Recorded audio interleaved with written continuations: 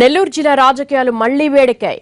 సోమిరెడ్డికి విదేశాల్లో అక్రమాస్తులున్నాయంటూ YCP MLA Kakani Govardhan Reddy బయటపెట్టిన డాక్యుమెంట్లు నకిలీవంటూ పోలీసులు చెబుతున్నారు. తప్పుడు పత్రాలతో తనపై అవినీతి ఆరోపణలు చేశారని ఎమ్మెల్సీ సోమిరెడ్డి గతంలో కాకానిపై పోలీసులకు ఫిర్యాదు చేశారు. దీంతో రంగంలోకి దిగిన పోలీసులు నకిలీ పత్రాలు సృష్టించిన ముగ్గురిని అదుపులోకి తీసుకున్నారు.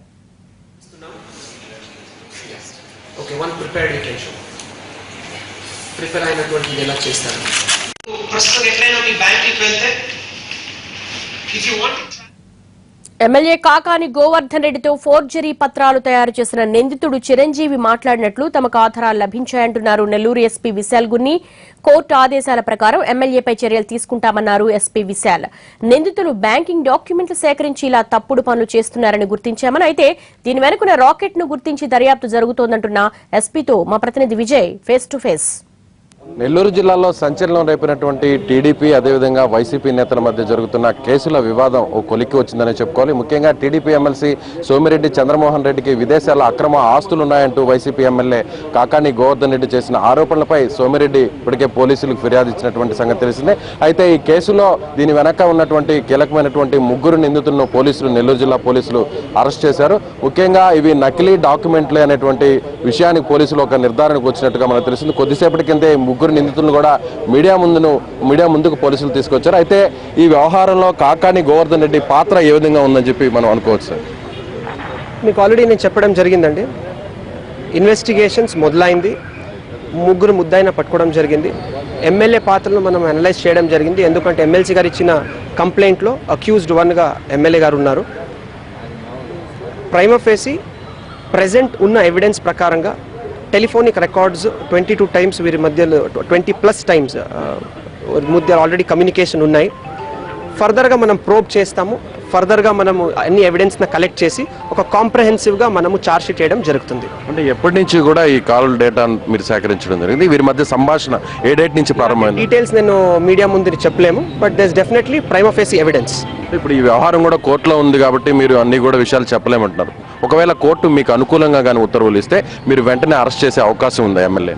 కోర్ట్ ఆర్డర్స్ వస్తే లీగల్గా మనం ఎలాంటి చర్యలు తీసుకోవాలి, ఎలాంటి యాక్షన్ తీసుకోవాలి, definitely we will go as per legal procedures and go for the arrest. అలాగే ఇప్పుడు ఆల్రెడీ మీరు చెప్పారు ఈ స్థాయిలో అతను నకిలీ డాక్యుమెంట్లు క్రియేట్ చేయడం ఇదంతా కూడా జరుగుతున్నారు. దీని వెనక ఒక పెద్ద డీల్ కూడా ఉంది అనుకోవచ్చు. సో అతను ఎవరైతే మీరు అదుపులో తీసుకున్నటువంటి నిందితున్నాడో ఎంత డీల్ మామూలుగా ఇతను ఫైనల్ చేసే అవకాశం ఉందని?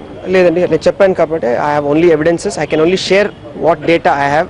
I cannot share more than. నాకు లేనటువంటి డీటెయిల్స్ని మీ దగ్గర షేర్ చేసుకోలేము.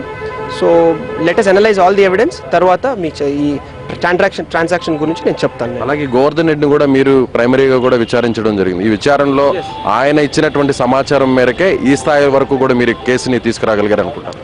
ఎస్, ఎమ్మెల్యే గారి మీద ఇనిషియల్లీ మనం 91 CRPC కానీ లేదంటే నార్మల్ వారు స్టేషన్కి వచ్చి సంతకం పెట్టినప్పుడు we're doing all regular questioning. ఆ క్వశ్చనింగ్లో he has been cooperative and he is giving all the answers to whatever we ask.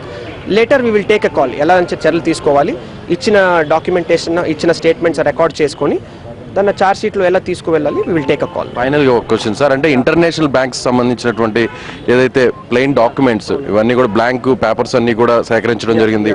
అదేవిధంగా చాలా అంటే ఇమిగ్రేషన్ సంబంధించినటువంటి అత్యంత పాస్పోర్ట్స్ కావచ్చు, అదేవిధంగా ఇమిగ్రేషన్ లాంటి డాక్యుమెంట్స్ అన్ని కూడా కలెక్ట్ చేశారంటే దీని వెనక పెద్ద రాకెట్ ఉందని చెప్పి భావించవచ్చు?